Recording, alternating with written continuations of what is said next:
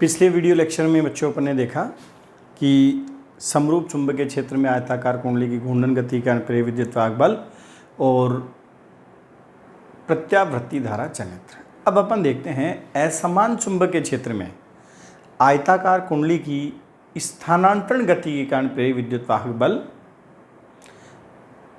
तथा ऊर्जा संरक्षण। असमान चुंबकीय क्षेत्र में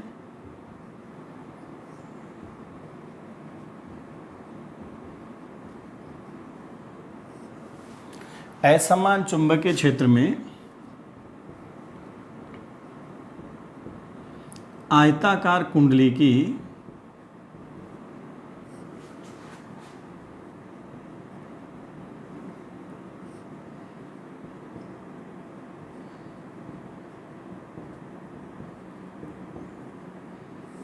स्थानांतरण गति के कारण प्रेरित विद्युत वाहक बल एवं ऊर्जा संरक्षण।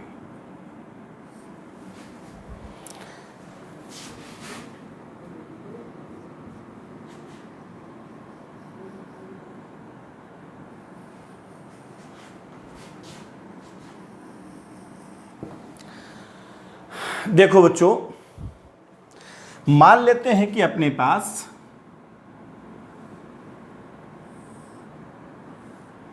ये ABCD आयताकार कुंडली है जो तल के लंबवत अंदर की ओर कार्यरत असमान चुंबकीय क्षेत्र में नियत वेग v से दाईं ओर गतिशील है। मान लेते हैं कि अपने पास ये जो AB है इसकी जो लंबाई है वो L है।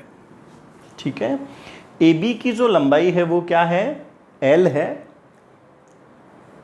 और ये जो AB भुजा है यहां पर चुंबकीय क्षेत्र B1 है और जो CD भुजा है इधर चुंबकीय क्षेत्र जो है वो क्या है? B2 है। AB भुजा पर चुंबकीय क्षेत्र। अब सपोज करो कि ये डेल्टा T समय में कितनी दूरी तय करेगी? ये कुंडली V डेल्टा T दूरी तय करेगी और इधर भी क्या होगा? ये भी V डेल्टा T दूरी तय करेगी। तो इस कुंडली की बाईं ओर से संबद्ध चुंबकीय फ्लक्स में क्या होगी? कमी होगी। और इस कुंडली के दाईं ओर से संबद्ध चुंबकीय फ्लक्स में, कुंडली के बाएं भाग से संबद्ध चुंबकीय फ्लक्स में तो कमी होगी क्योंकि क्षेत्रफल कम हो रहा है और दाईं ओर क्षेत्रफल क्या हो रहा है? बढ़ रहा है। तो मैं ये कहूंगा कि कुंडली यानी डेल्टा T समय में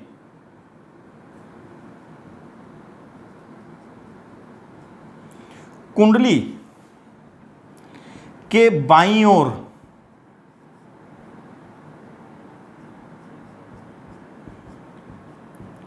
ओर से संबद्ध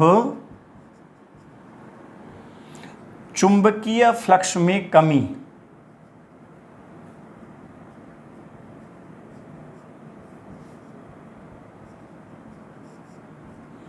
delta phi B1 is equal to B1 into area आएगा और एरिया आ जाएगा बच्चों L into V into delta T, समीकरण नंबर 1। यह आ गया अपने पास डेल्टा T समय में कुंडली के बाईं ओर से संबद्ध चुंबकीय फ्लक्स में कमी। इसी प्रकार मैं क्या कहूंगा? डेल्टा T समय में कुंडली के दाईं ओर से संबद्ध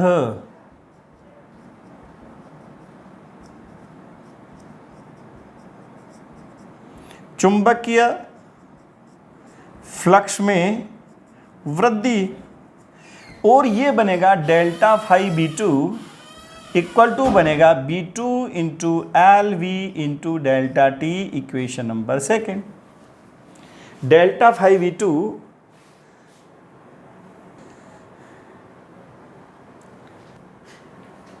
ठीक है। तो बच्चों अपन ये देखते हैं कि डेल्टा टी समय में कुंडली से संबद्ध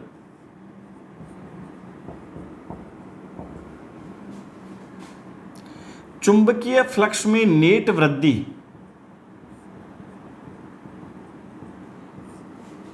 चुंबकीय फ्लक्स में नेट वृद्धि डेल्टा 5V बराबर होगा delta 5V2 minus delta 5V1, यानी चुंबकीय फ्लक्स में वृद्धि माइनस चुंबकीय फ्लक्स में कमी, और ये बन जाएगा आपके पास B2 minus B1 into L V into delta T.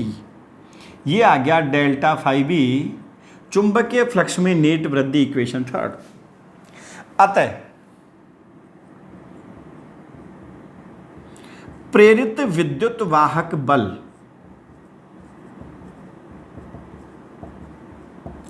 E बराबर क्या बनेगा, minus delta 5V upon delta T equal to minus B2 minus B1 LV delta T upon delta T, और ये कैंसिल हो गया, और या E बराबर क्या बनेगा, B1 minus B2 into LV। ये अपने पास प्रेरित विद्युत वाहक बल आ गया, इक्वेशन नंबर 4। बाद में अपन इसके स्पेशल केस देखेंगे, जैसे यदि चुंबकीय क्षेत्र समरूप हो तो प्रेरित विद्युत वाहक बल का मान क्या होगा, 0। तो बच्चों ये चौथा मेथड है जिससे अपन समरूप चुंबकीय क्षेत्र में आयताकार कुंडली के कारण प्रेरित विद्युत वाहक बल को 0 बता चुके हैं। जब B1 बराबर B2 होगा तो इस विधि से भी नेट प्रेरित विद्युत वाहक बल का मान क्या आ जाएगा, 0 आ जाएगा।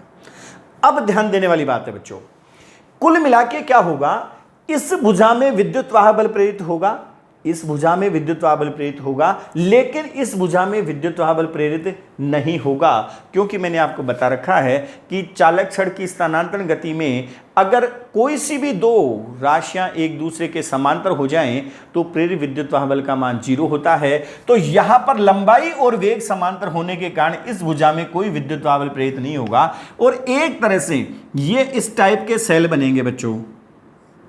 निश्चित रूप से ये ऐसा सेल बनेगा, और आपको यह भी पता चल गया कि जो प्रेरित धारा ए से, ध्यान दो, ये जो विद्युत वाहक बल इसमें E1 बन रहा है, ध्यान दें, E1 की वैल्यू बनेगी V इंटू B1L, और इस भुजा में विद्युत वाहक बल E2 बनेगा, वो बनेगा V into B2 into L। लेकिन B1 का मान देखो, ये दोनों सेल श्रेणी क्रम में जुड़े हैं, इसलिए नेट विद्युत वाहक बल E1 माइनस E2 या E2 माइनस E1 होगा। लेकिन आपको पता है E1 का मान ग्रेटर देन क्या है, E2 है। E1 की वैल्यू E2 से ज्यादा है, क्योंकि B1 का मान B2 से ज्यादा है, इसलिए नेट सेल जो बचेगा वो E1 जैसा बचेगा। और जब ऐसा सेल बचेगा तो निश्चित रूप से प्रेरित धारा जो बहेगी वो इधर बहेगी। प्रेरित धारा जो बहेगी बच्चों कैसी बहेगी, क्लॉकवाइज डायरेक्शन में बहेगी। इसलिए प्रेरित धारा I जो बहेगी वो बनेगी E/R, और ये बनेगी B1 minus B2 into LV/R। और यदि मैं डायरेक्शन देखता हूं तो किधर बनेगी, क्लॉकवाइज। अब बच्चों ध्यान देने वाली बात है, ये प्रेरित धारा आ गई। अब एक तरह से ये जो चालक छड़ AB है वो धारावाही चालक बन गया, और जब कभी भी धारावाही चालक चुंबकीय क्षेत्र में स्थित होता है तो उस पर बल लगता है। चुंबकीय क्षेत्र में स्थित धारावाही चालक पर बल अपन पढ़ चुके हैं, F = BIL sin थीटा। ठीक है, तो बच्चों मैं ये कहना चाहूंगा कि धारावाही चालक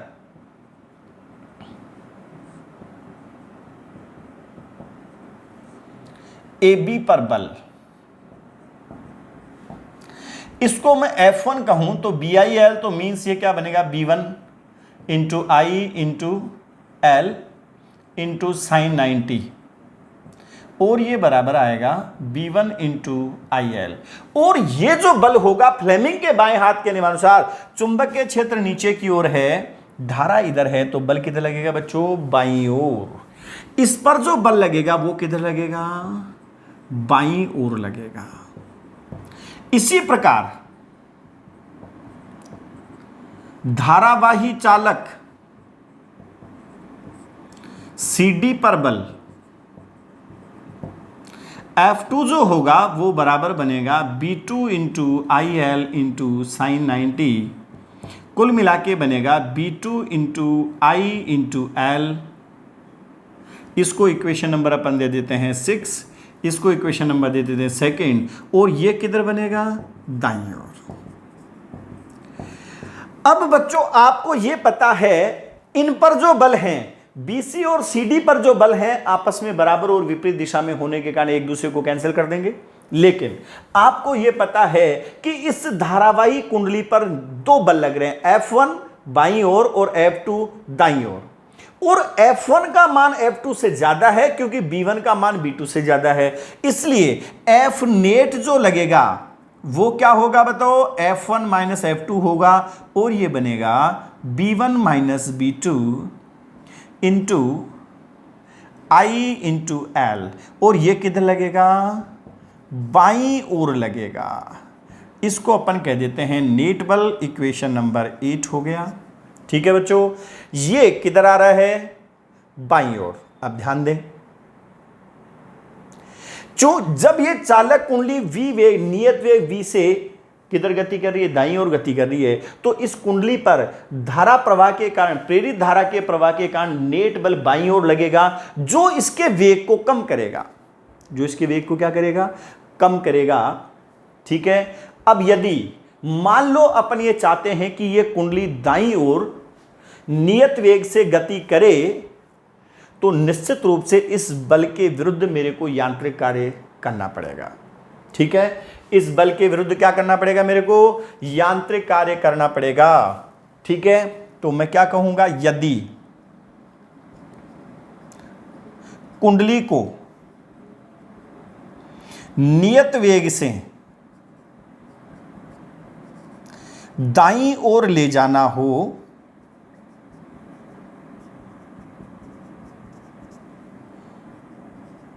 तो कुंडली पर प्रति सेकंड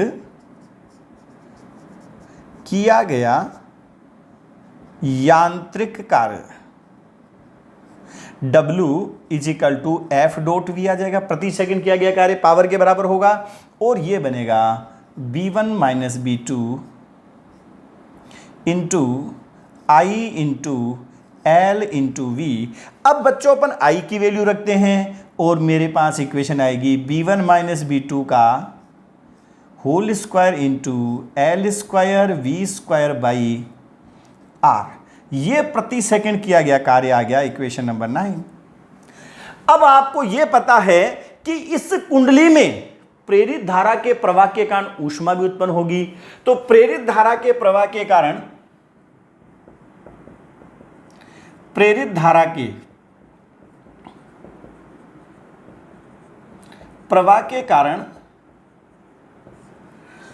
कुंडली में प्रति सेकंड उत्पन्न ऊष्मा H बराबर होगी I square into R। I की वैल्यू अगर रख के अपन सोल्व करते हैं तो ये बच्चों आ जाएगी B1 minus B2 L square V square by R square into R।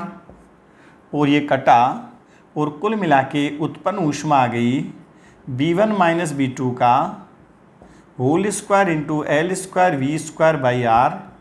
और इसको इक्वेशन नंबर में 10 कहता हूं। अब बच्चों क्या हो रहा है? समीकरण 9 तथा 10 से आपको पता चल रहा है कि W बराबर H, अर्थात कुंडली पर प्रति सेकंड किया गया यांत्रिक कार्य कुंडली में प्रेरित धारा के कारण प्रति सेकंड उत्पन्न ऊष्मा के बराबर है, अर्थात ऊर्जा का केवल रूप परिवर्तित हुआ है, कुंडली पर किया गया यांत्रिक कार्य कुंडली में ऊष्मा में बदल गया। किस में बदल गया? ऊष्मा में बदल गया। इसलिए अपन ये कह सकते हैं कि विद्युत चुंबकीय प्रेरण की घटना में ऊर्जा संरक्षण नियम का पालन होता है। ठीक है बच्चों, क्या होगा? ऊर्जा संरक्षण नियम का पालन होता है। तो ये बहुत ही अपने आप में काफी इंपॉर्टेंट आर्टिकल है। तो इसमें जो अपने पास जो बल आया था, F1 की वैल्यू बच्चों अपने पास इधर आई थी और F2 की वैल्यू आपके पास इधर आई थी, और जो नेट बल F आ रहा था वो इधर आ रहा था, F बराबर F1 माइनस F2। ठीक है, तो कुल मिला के इसमें अपन डेरिवेशन करेंगे। तो एक बार मैं फिर थोड़ा सा, ये डेरिवेशन अपने आप में बहुत ही महत्वपूर्ण डेरिवेशन है, एक बार मैं दोबारा रिपीट कर रहा हूं। ये अपने पास ABCD जो है वो एक आयताकार कुंडली है जो तल के लंबवत नीचे की ओर कार्यरत असमान चुंबकीय क्षेत्र में नियत वेग v से दाईं ओर गति कर रही है। इसकी बाईं भुजा की ओर चुंबकीय क्षेत्र B1 है और दाईं भुजा की ओर चुंबकीय क्षेत्र B2 है, और यह माना गया है कि इसमें B1 ग्रेटर देन क्या है? B2 है। यह माना गया है कि B1 का मान B2 से क्या है? ज्यादा है। B1 का मान क्या है? B2 से ज्यादा है। तो अब आपको पता है कि जब ये कुंडली दाईं ओर गति करेगी तो इसकी कुंडली की बाईं साइड से संबद्ध चुंबकीय फ्लक्स में कमी आएगी और दाईं साइड से संबद्ध चुंबकीय फ्लक्स में वृद्धि होगी। तो डेल्टा टी समय में कुंडली के बाईं ओर से संबद्ध चुंबकीय फ्लक्स में कमी डेल्टा फाई B1 निकालेंगे, B1 into LV delta T, और डेल्टा टी समय में कुंडली के दाईं ओर से संबद्ध चुंबकीय फ्लक्स में वृद्धि डेल्टा फाई B2 बराबर B2 LV डेल्टा टी। अब डेल्टा टी समय में कुंडली से संबद्ध चुंबकीय फ्लक्स में नेट वृद्धि निकालने के लिए वृद्धि माइनस कमी करेंगे, और ये आ गया अपने पास delta phi B B2 minus B1 into LV delta T. अतः प्रेरित विद्युत बल E बराबर होता है minus delta phi B upon delta T, और भाग दे के सोल्व करेंगे तो E बराबर बनेगा B1 minus B2 into LV। अब प्रेरित धारा निकालने के लिए क्या करेंगे? प्रतिरोध का भाग दे देंगे, तो ये प्रेरित धारा आ गई B1 minus B2 LV into R। अब ये जो प्रेरित धारा बहेगी वो किधर बहेगी? क्लॉकवाइज डायरेक्शन में बहेगी। क्यों? क्योंकि जो नेट सेल बन रहा है ये E1 ऐसा सेल बनेगा, E2 ऐसा सेल बनेगा। E1 का मान E2 से ज्यादा है तो नेट सेल E1 जैसा बनेगा, इसलिए धारा कैसी बहेगी? क्लॉकवाइज।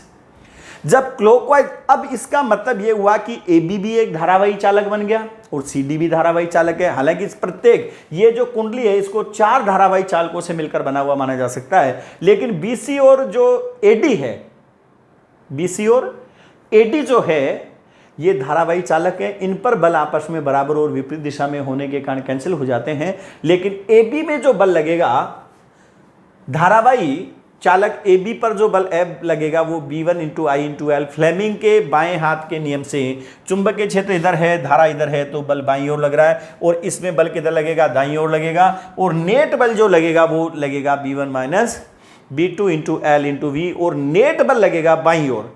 अब इस बल के विरुद्ध यदि मैं कुंडली को नियत वेग से दाईं ओर ले जाना चाहता हूं तो मुझे क्या करना पड़ेगा?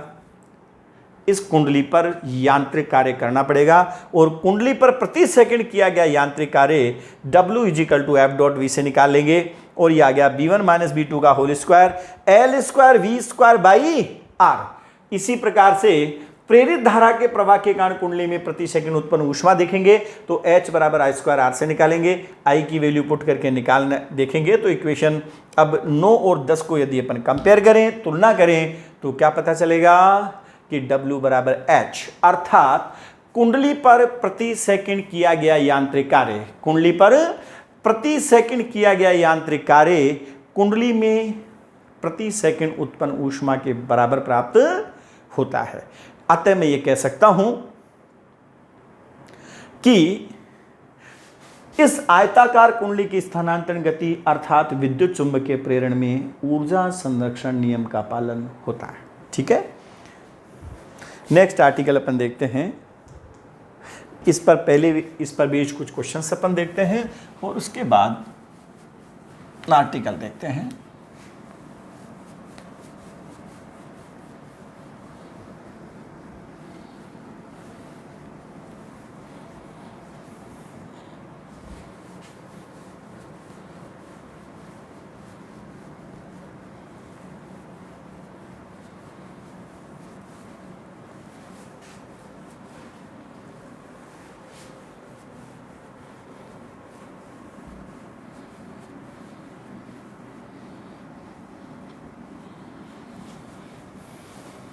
ध्यान दो बच्चों एक बार।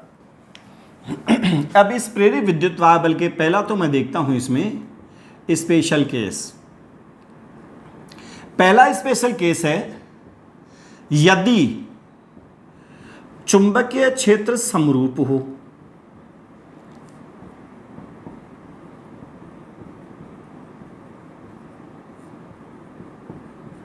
यदि चुंबकीय क्षेत्र कैसा हो? समरूप हो। यदि चुंबकीय क्षेत्र समरूप हो अर्थात B1 बराबर B2 हो जाए तो क्या होगा? E की वैल्यू 0 हो जाएगी। अर्थात यदि समरूप चुंबकीय क्षेत्र में आयताकार कुंडली स्थानांतरित गति करेगी तो प्रेरित विद्युत वाहक बल का मान क्या होगा? 0 होगा। सेकंड, यदि चुंबकीय क्षेत्र सीमित हो, यदि चुंबकीय क्षेत्र सीमित हो अर्थात जैसे ही कुंडली थोड़ी सी गति करेगी तो इसकी जो दाईं भुजा है वो चुंबकीय क्षेत्र से बाहर निकल जाएगी, तो इस केस में B2 का मान मैं 0 मान लूंगा और जो E होगा वो बराबर बन जाएगा B1 इंटू LV। किसके बराबर हो जाएगा? B1 into LV। अब बच्चों अपन इस पर बेस्ड कुछ क्वेश्चन देखते हैं, ध्यान से समझना।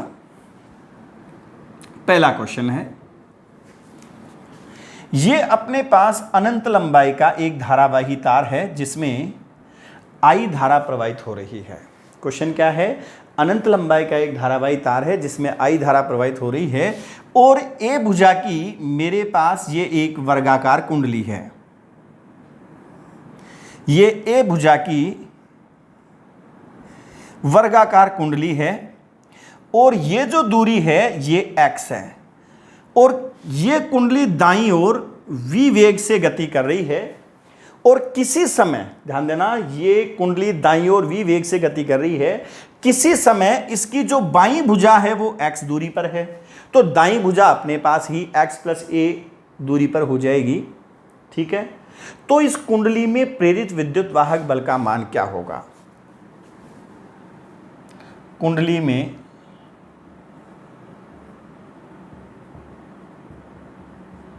प्रेरित विद्युत वाहक बल कितना होगा?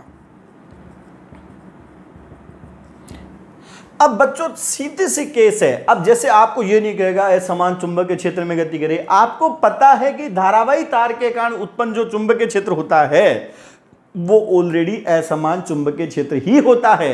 क्यों? क्योंकि धारावाही तार से r दूरी पर स्थित चुंबकीय क्षेत्र B बराबर mu naught I upon 2πr होता है और r वेरिएबल है। अलग अलग दूरियों पर चुंबकीय क्षेत्र का मान क्या होगा? अलग अलग होगा। तो ये जो भुजा AB है, AB भुजा x दूरी पर है, जबकि CD जो भुजा है वो कितनी दूरी पर है?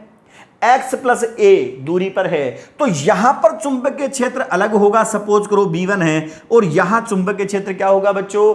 अलग होगा और ये मैं क्या मान लेता हूं? B2 है। तो निश्चित है कि प्रेरित विद्युत वाहक बल E जो होगा वो किसके बराबर हो जाएगा?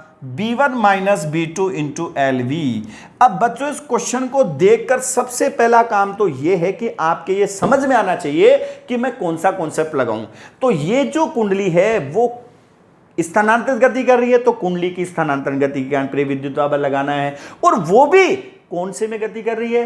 असमान चुंबकीय क्षेत्र में। अगर चुंबकीय क्षेत्र समान होता तो प्रेरित विद्युत वाहक बल 0 होता, लेकिन वास्तव में यह जो चुंबकीय क्षेत्र होगा वो समान नहीं है। अब बच्चों B1 की जगह मैं क्या लिखूं? Mu naught I upon 2πx और B2 की जगह क्या लिखूंगा? म्यू नॉट I अपॉन 2π और ये दूरी हो जाएगी x प्लस a, ये हो गया B1 माइनस B2 और L की जगह a इंटू V, क्योंकि इसकी जो लंबाई है वो कितनी दी हुई है? a है। अब क्या कहें बच्चों, ध्यान दो, तो मैं देखो इसमें म्यू नॉट I अपॉन 2π तो कॉमन ले लेता हूं और ये बनेगा 1 upon x minus 1 upon x plus a into a into v, या E जो होगा वो बनेगा mu naught I upon 2 pi into a v, लघुत्तम लेके सोल्व करेंगे तो x into x plus a लघुत्तम आ जाएगा और ये बनेगा आपके पास x plus a minus x, ये और ये कैंसिल हो गया और प्रेरित विद्युत दाब आ गया mu naught I a square v upon 2 pi x into x plus a. इस टाइप से बच्चों अपन क्या करेंगे, प्रेरित विद्युत वाहक बल का मान ज्ञात किया जा सकता है। क्वेश्चन आपके समझ में आ गया है? तो किस टाइप से इसके एप्लीकेशन पूछेगा ये भी आपके समझ में आ गया है। असमान चुंबकीय क्षेत्र में आयताकार कुंडली की घूर्णन वो स्थानांतरण गति के कारण अपन ने क्या देखा, प्रेरित विद्युत वाहक बल देखा। ठीक है, अब बच्चों अपन देखते हैं भंवर धाराएं और उसकी एप्लीकेशंस।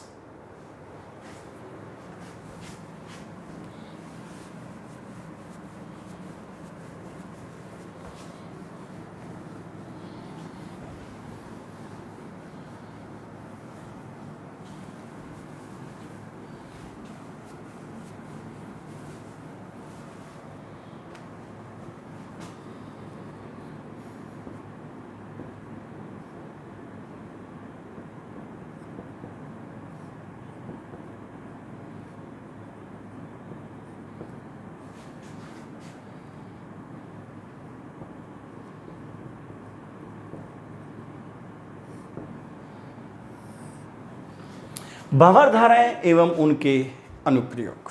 ठीक है, भंवर धाराएं एवं उनके अनुप्रयोग, एडी करंट्स बोलते हैं अपन, एडी करंट्स एंड एप्लीकेशंस। क्या होती हैं बच्चों भंवर धाराएं? जब किसी धात्विक पिंड से संबद्ध चुंबकीय फ्लक्स में परिवर्तन होता है तो उस पिंड में संवृत क्लोज्ड पाथ धाराएं उत्पन्न होती हैं जिन्हें भंवर धाराएं कहते हैं। इनको सबसे पहले इनकी खोज यानी इनको सबसे पहले फोको ने देखा, अतः इन्हें फोको धाराओं के नाम से भी जाना जाता है। और भंवर धाराएं भी सेम उस कारण का विरोध करती हैं जिसके कारण उसकी उत्पत्ति हुई हो। तो अपन क्या कहेंगे, कैसे डिफाइन करेंगे? जब किसी धात्विक पिंड से संबद्ध चुंबकीय फ्लक्स में परिवर्तन होता है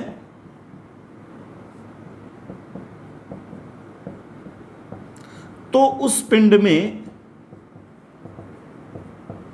संवृत क्लोज्ड पाथ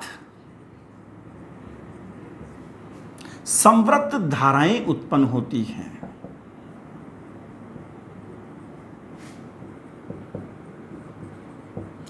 जिन्हें भंवर धाराएं कहते हैं।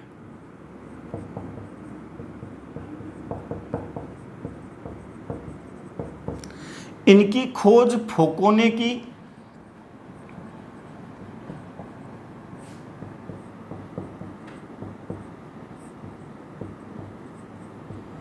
अतः इन्हें फोको धाराएं भी कहते हैं।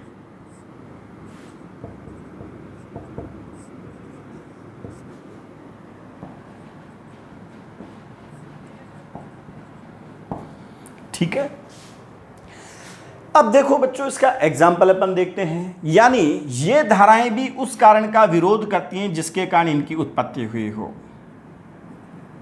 ये धाराएं भी उस कारण का विरोध करती हैं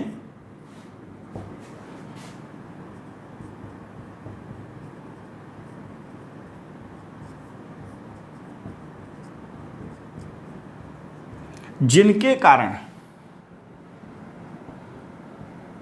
इनकी उत्पत्ति हुई हो। ध्यान दें बच्चों, ये अपने पास एक तल के लंबवत अंदर की ओर कार्य समरूप चुंबकीय क्षेत्र है।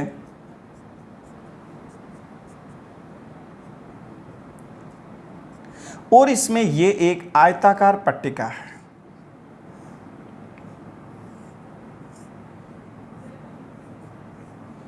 ये आयताकार पट्टिका है, ये आयताकार धात्विक पट्टिका है। जब इस धात्विक पट्टिका को दाईं ओर बल F लगाकर खींचा जाता है तो आपको ये पता है कि इसमें प्रेरित धारा इस प्रकार उत्पन्न होंगी। जैसे ही इसको बाहर खींचा जाएगा तो इस पट्टिका से संबद्ध चुंबकीय फ्लक्स में कमी आएगी, और पट्टिका से संबद्ध चुंबकीय फ्लक्स में कमी आएगी तो क्या होगा, इसमें भंवर धाराएं उत्पन्न होंगी। भंवर धाराएं भी प्रेरित धारा है, तो आपको पता है कि ये इस प्रकार बहेंगी कि वे चुंबकीय फ्लक्स में कमी का विरोध करें, अर्थात फाई बी का मान घट रहा है तो ये चुंबकीय फ्लक्स में कमी का विरोध करें तो बी बढ़ना चाहिए, अर्थात प्रेरित धारा इस प्रकार बहेंगी कि वो उसी दिशा में चुंबकीय क्षेत्र उत्पन्न करें जिस दिशा में पहले था, अर्थात प्रेरित धारा जो है वो इधर किधर बहेंगी, क्लॉकवाइज प्रेरित धारा बहेंगी। और इसके फलस्वरूप इस पट्टिका पर जो भंवर धाराओं के प्रवाह के कारण एफ डैश बल बाईं ओर लगेगा, अर्थात जब आप इसको क्या कर रहे हैं, दाईं ओर खींचना चाहते हैं तो इसके भंवर धाराएं इस प्रकार प्रवाहित होंगी कि इसके दाईं ओर खींचने का विरोध होगा, अर्थात भंवर धाराओं के कारण इस पर बाईं ओर बल लगेगा। क्लियर। दूसरा, ये अपने पास एक पट्टिका है और इसको अपन चुंबकीय क्षेत्र में दोलन करवा रहे हैं। ध्यान से समझना बच्चों, ये मेरे पास एक पट्टिका है जिसको चुंबकीय क्षेत्र में दोलन कराया जा रहा है, धात्विक पट्टिका है और इसे चुंबकीय क्षेत्र में दोलन कराया जा रहा है। तल के लंबवत नीचे की ओर कार्य समरूप चुंबकीय क्षेत्र मान लो, जिसमें अपन इसको दोलन करा रहा हूं। दूसरे केस में मैं क्या करता हूं कि इस पट्टिका में मैं कुछ स्लॉट काट देता हूं, ठीक है, कुछ खांचे बना देते हैं, इस टाइप से स्लॉट्स काट देते हैं, और ये पट्टिका अपने पास ऐसी पट्टिका बच जाती है।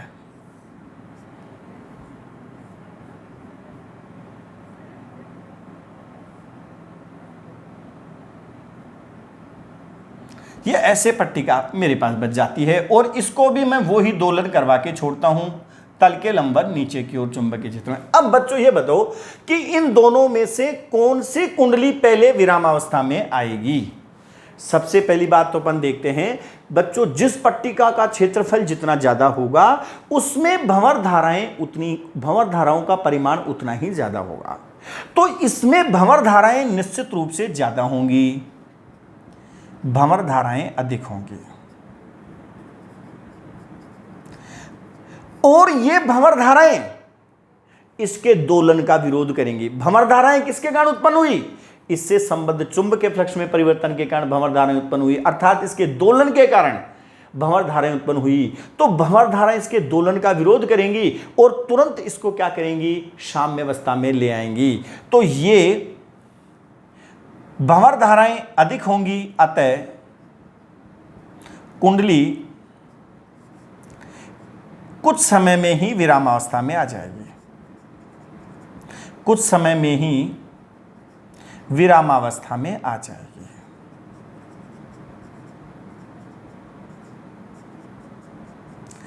अब बच्चों इसमें क्या होगा, आपको पता है कि इसका क्षेत्रफल कम होने के कारण भंवर धाराएं क्या होंगी, कम, भंवर धाराएं कम, और भंवर धाराएं कम होंगी तो कुंडली काफी समय बाद विरामावस्था में आएगी। कुंडली काफी समय बाद विरामावस्था में आएगी। एक तरह से भंवर धाराओं के ये दो प्रयोग हैं जिसके आधार पर अपन ये कह सकते हैं, इसको जब दाईं ओर खींचना चाह रहे हैं तो ये खींचने का विरोध हो रहा है, यानी एक तरह से बाईं ओर उसमें बल लग रहा है, इसलिए और ज्यादा बल अपन को लगाना पड़ेगा। कुल मिला के ये इसी टाइप से अगर मैं दोलन करवा के तल के लंबवत नीचे की ओर कार्य समरूप चुंबकीय क्षेत्र में दोलन करा के छोड़ता हूं तो ये तो थोड़ी देर बाद ही विरामावस्था में आ जाती है, और यदि इसमें स्लॉट काट दिए जाएं तो ये तुलनात्मक अधिक समय बाद क्या होती है, विरामावस्था में आती है। ठीक है, तो क्योंकि अपन को पता है कि जो भंवर धाराओं का जो परिमाण होता है वो क्षेत्रफल के समानुपाती होगा, क्षेत्रफल जितना ज़्यादा होगा भंवर धाराओं का परिमाण उतना ही ज़्यादा होगा। तो भंवर धाराएं क्या हैं आपके समझ में आ गया, और भंवर धाराएं उस कारण का विरोध करती हैं जिसके कारण उसकी उत्पत्ति हुई हो। अब इन भंवर धाराओं की अपन एप्लीकेशन देखते हैं, जिनमें पहली एप्लीकेशन है वो है विद्युत चुंबकीय अवमंदन, इलेक्ट्रोमैग्नेटिक डैम्पिंग।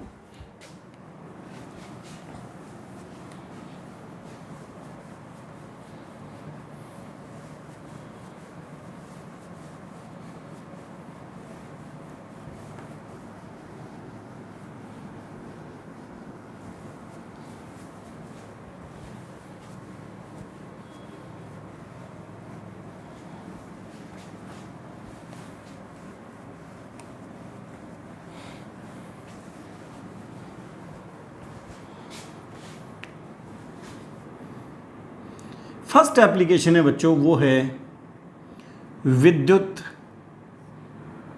चुंबकीय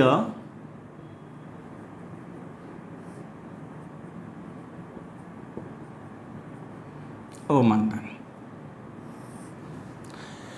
विद्युत चुंबकीय अवमंदन और इलेक्ट्रोमैग्नेटिक डैम्पिंग।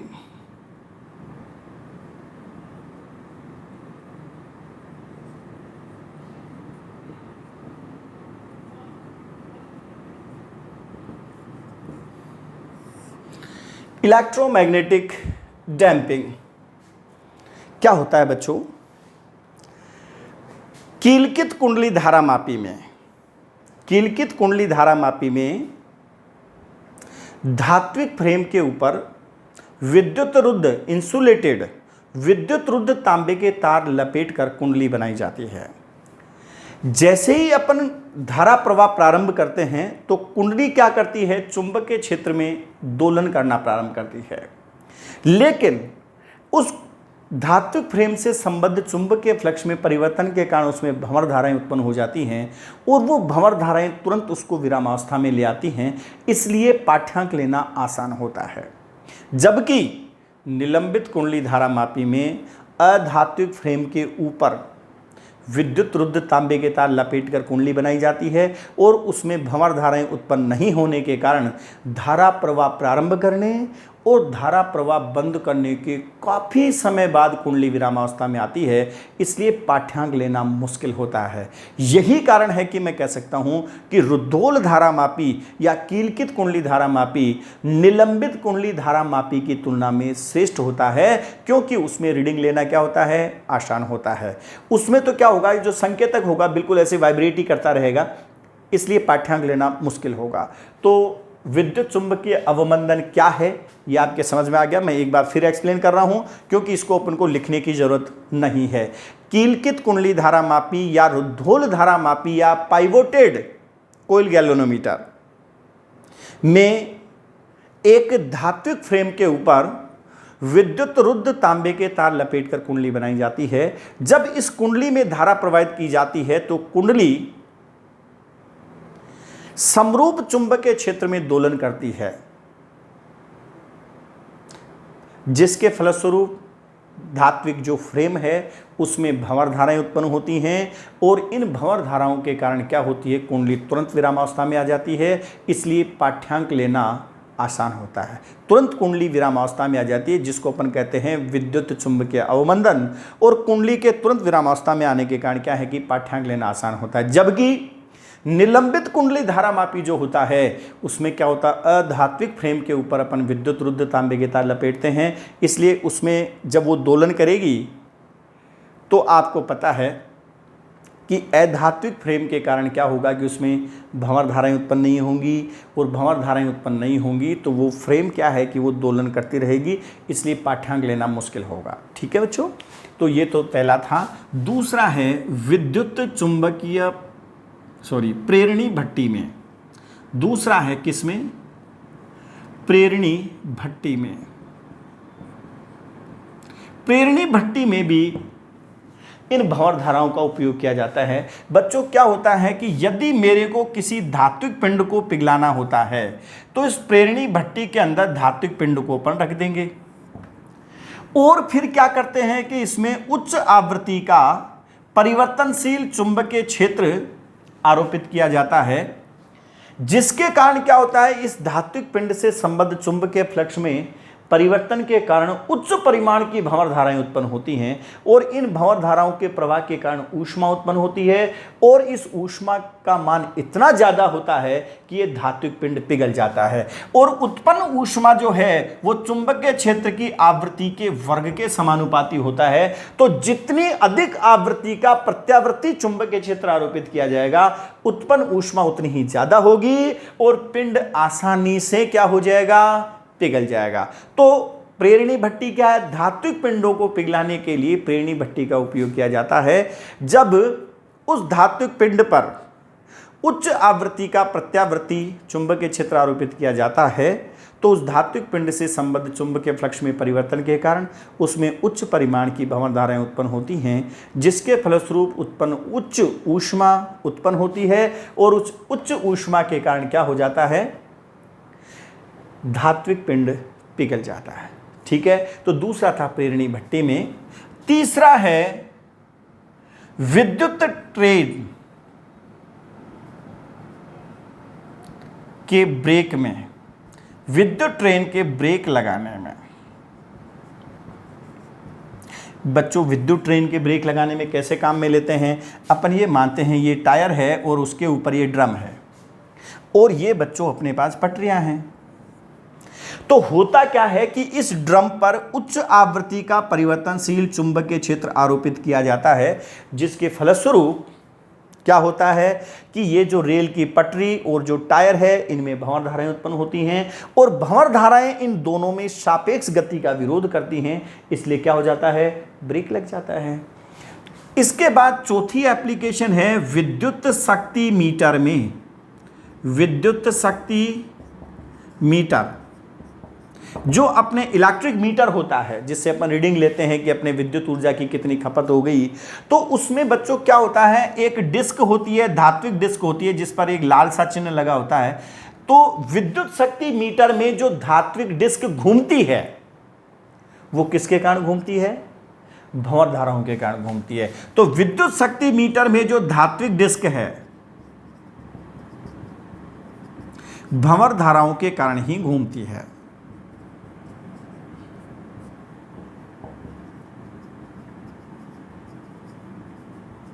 तो ये हुआ बच्चों अपने पास भंवर धाराएं और उसकी एप्लीकेशंस। अब नेक्स्ट वीडियो लेक्चर में अपन पढ़ेंगे विद्युत चुंबकीय प्रेरण और अन्योन्य प्रेरण के बारे में। ठीक है।